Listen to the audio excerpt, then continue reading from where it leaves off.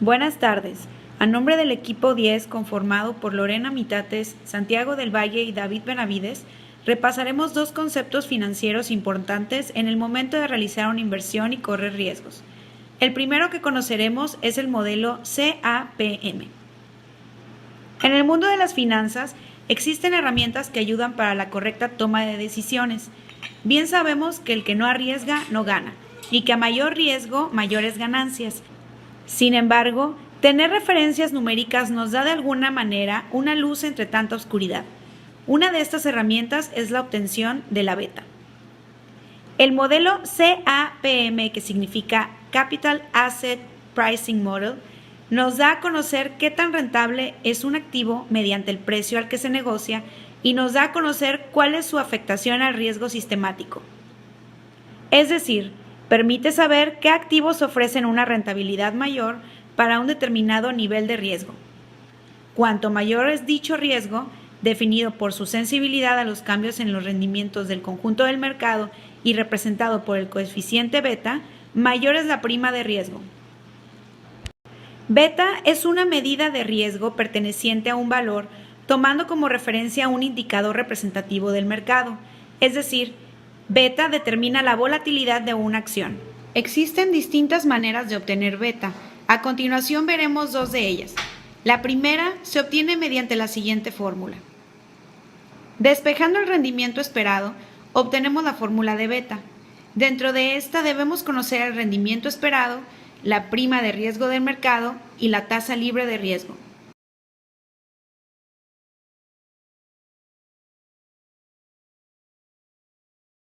Analizando dicha fórmula y trasladándola a un ejemplo, podemos observar este ejercicio, en donde se nos da el rendimiento esperado a 9.3%, la tasa libre de riesgo a 4.5% y la prima de riesgo de mercado a un 8.7%. Ingresando los datos a la fórmula, obtenemos una beta de 0.55. Este resultado se explicará de una manera más amplia con mi compañero Santiago, pero concluimos que cuando tenemos una beta de 0.5 o similar, tenemos la mitad del riesgo del mercado. Es decir, si el mercado gana 10%, la acción gana un 5%. De la misma manera, si el mercado pierde 10%, la acción pierde 5% únicamente. A continuación conoceremos otra forma de obtener la beta con mi compañero Santiago del Valle. Analizaremos el coeficiente de beta, cantidad de riesgo sistemático de un activo riesgoso en relación con un activo de riesgo promedio. Esto lo haremos en un libro de Excel.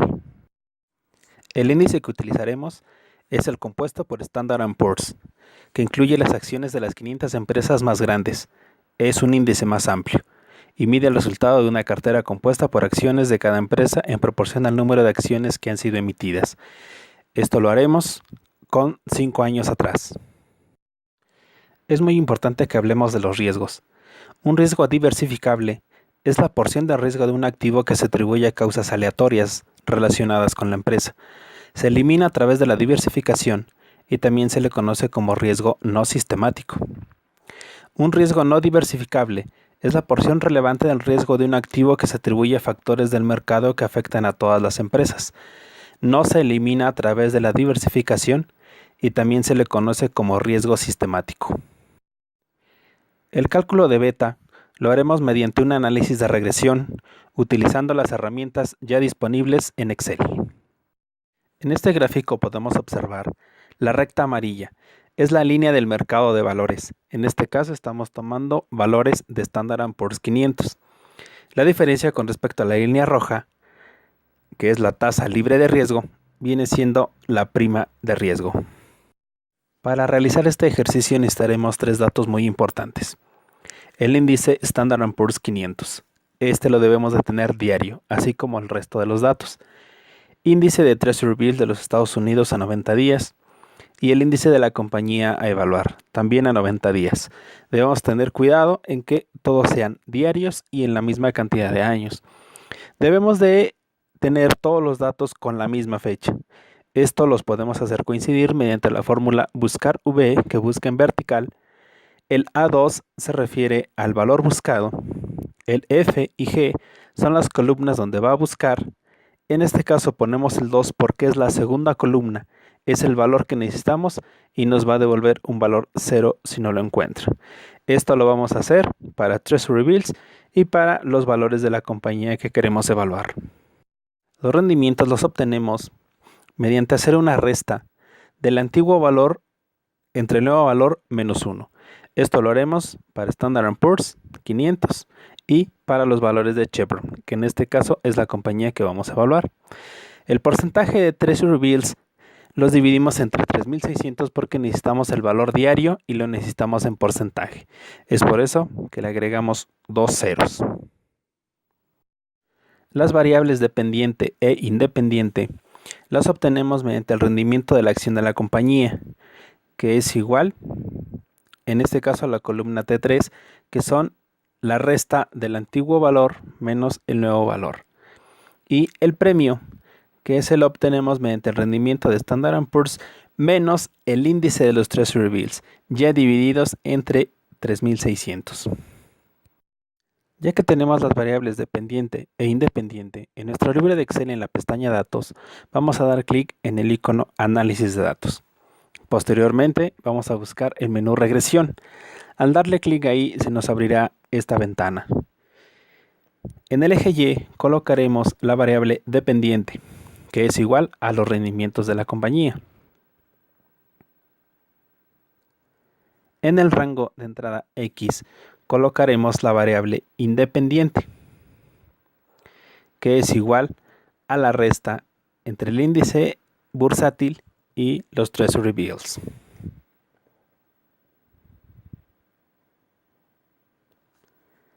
En la opción de salida, rango de salida, colocaremos una celda en blanco, de preferencia las primeras, y también activaremos las pestañas de residuos, gráfico de residuales, curva de regresión ajustada y el gráfico de probabilidad normal. Esto nos será de mucha ayuda para analizar todos estos datos. Una vez que le damos clic en aceptar, nos despliega esta tabla de datos, donde podremos encontrar la beta, que es igual a la variable independiente, entre otros datos y también los gráficos que los analizaremos de inmediato. Es muy importante que sepamos la interpretación del resultado que nos da. En este caso nos da una beta de 1.08. Las betas oscilan entre 0 y 2. Pueden ser mayores, pero ya son demasiado riesgosas. Puede ser 0, pueden ser negativas incluso. En este caso nuestra beta nos dice que se desplaza en la misma dirección que el mercado y que contiene el mismo riesgo. Dado que esta compañía es una compañía petrolera y que también depende sus acciones de diferentes gobiernos, de diferentes economías y de las especulaciones, podemos encontrar betas menores en unas compañías de retail o en unas compañías automotrices. Este gráfico de residuales nos muestra dónde está la mayor concentración de datos. Podemos observar que alrededor de ella tiene datos aberrantes. Estos datos aberrantes no pueden estar por encima de 2 desviaciones estándar. Se considera normal 5 valores aberrantes por cada 100. Eso es una probabilidad normal. Este gráfico, la recta, hace que pase lo más cerca posible de todos los puntos, es decir, que diste poco de todos y cada uno de ellos, significa que hemos de adoptar un criterio particular que en general se conoce como mínimos cuadrados. Este criterio significa que la suma de los cuadrados de las distancias verticales de los puntos a la recta debe ser lo más pequeña posible. Como se puede observar, los datos que obtenemos en el gráfico es exactamente igual a la beta que nos da el análisis de regresión de Excel. ¿Esto qué significa? La beta de 1.08 que nos da quiere decir que es exactamente tan riesgosa como el mercado. Y la R cuadrada es el coeficiente de bondad de ajuste. Este mercado, al ser petrolero, es bastante inestable. Una beta de 1.08 es bastante riesgosa contra el mercado. Podemos ganar bastante, pero también se puede perder bastante. Este gráfico de probabilidad normal normalmente se usa y nos va a ayudar a juzgar si esta muestra de datos numéricos proviene o no de una distribución normal. De no ser el caso, frecuentemente se puede determinar el tipo de alejamiento de la normalidad, examinando la forma en la que los datos se desvían de la línea de referencia normal. En este gráfico lo más importante a analizar son las colas.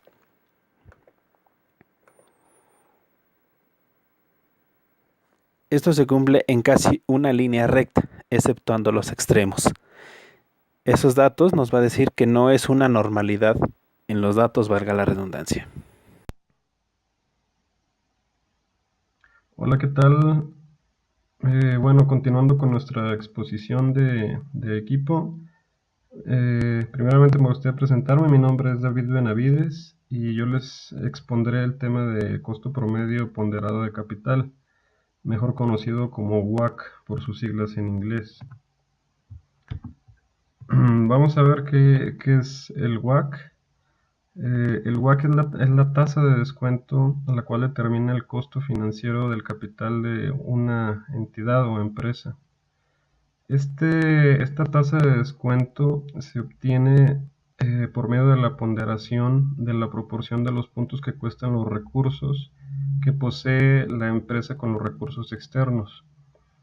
De otra manera, o dicho de otra manera, el WACC viene siendo la tasa, la cual representa el costo medio de los activos, aquellos que provienen de fuentes de financiamiento, tanto de la misma empresa como de fuentes externas, y que tienen un costo financiero. A continuación vamos a ver cuál es la fórmula del WACC y cómo se calcula. Tal y como su propio nombre lo indica, el WACC pondera los costos de cada una de las fuentes de capital, cada una de las fuentes de financiamiento, independientemente si estas son propias o son externas o de terceros. Ya lo hemos mencionado anteriormente. Es preciso tener presente que si el WACC es inferior a la rentabilidad sobre el capital invertido, se habrá generado un valor económico agregado para los accionistas. Esto es lo que se trata de encontrar y que se trata de apreciar en un proyecto de inversión, que la rentabilidad de un proyecto sea mayor al WACC, como lo mencionamos aquí con otras palabras. Bueno, esta fórmula que vemos aquí es la fórmula del WACC. Vamos a ver qué es lo que significa cada una de las literales que involucran la fórmula. Tenemos aquí la fórmula para calcular nuestro costo promedio ponderado de capital. Y en primer lugar vemos aquí estas literales, o la variable KD, la cual significa el costo de la deuda financiera, que se multiplica por 1 menos T, donde T viene siendo nuestra tasa impositiva, al cual se multiplica por la D, que la D viene siendo nuestra deuda financiera, y esto se divide por la suma de E más D. E viene siendo los fondos de la empresa y D, como lo mencionamos, es la deuda financiera de la misma empresa. A esto se le suma este conjunto que se tiene aquí, en el cual KE representa el costo de los fondos propios o el costo de la empresa propio, en donde E, ya lo hemos mencionado, multiplica a E, el cual son los fondos propios de la empresa, y se divide por la suma de E más D, los fondos propios más la deuda financiera de la empresa. Para estimar el costo de los fondos propios, o sea, la variable KE, generalmente se utiliza el método del KPM, por siglas en inglés, significa Capital Asset Pricing Model, el cual fue explicado anteriormente por nuestra compañera Lorena, y por lo tal pues ya no vamos a ahondar aquí en este tema.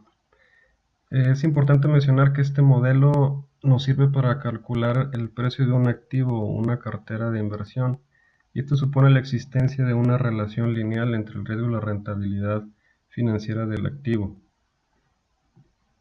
A continuación aquí podemos observar la fórmula para calcular el KPM, donde bueno, mencionándolo rápidamente, es sus variables, ¿qué significa? RF viene siendo la tasa libre de riesgo, EDRM viene siendo la rentabilidad esperada del mercado, y por último la literal B viene siendo la beta. Es importante aquí mencionar que para determinar en este caso la tasa RF, para determinar la tasa libre de riesgo, se toman comúnmente los activos que son emitidos por bancos centrales o países de alta calificación crediticia al mayor plazo posible para evitar la distorsión que suponen estas decisiones de política monetaria de aspectos coyunturales. En el caso de la rentabilidad esperada, del mercado, comúnmente se hace una predicción de la rentabilidad estimada para el conjunto del mercado lo suficientemente amplia en plazo. Comúnmente se toma un plazo de 10 años para así evitar posibles distorsiones de corto plazo. Y bueno, por último, en cuanto a la beta determina el riesgo de mercado de un activo en función de la coyuntura y la fluctuación del mercado. Es importante mencionar que este riesgo no puede eliminarse, ya que es inherente a la actividad operacional y financiera de una empresa.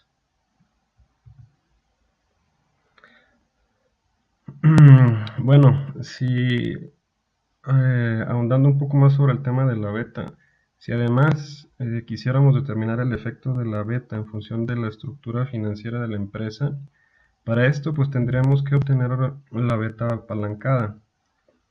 Para obtener la beta apalancada tendríamos que aplicar la siguiente fórmula, en donde aquí en este caso BU viene siendo la beta del sector de pertenencia de la empresa y BE vendría siendo la beta de la propia empresa en función de su estructura de capital propio y de la financiación externa.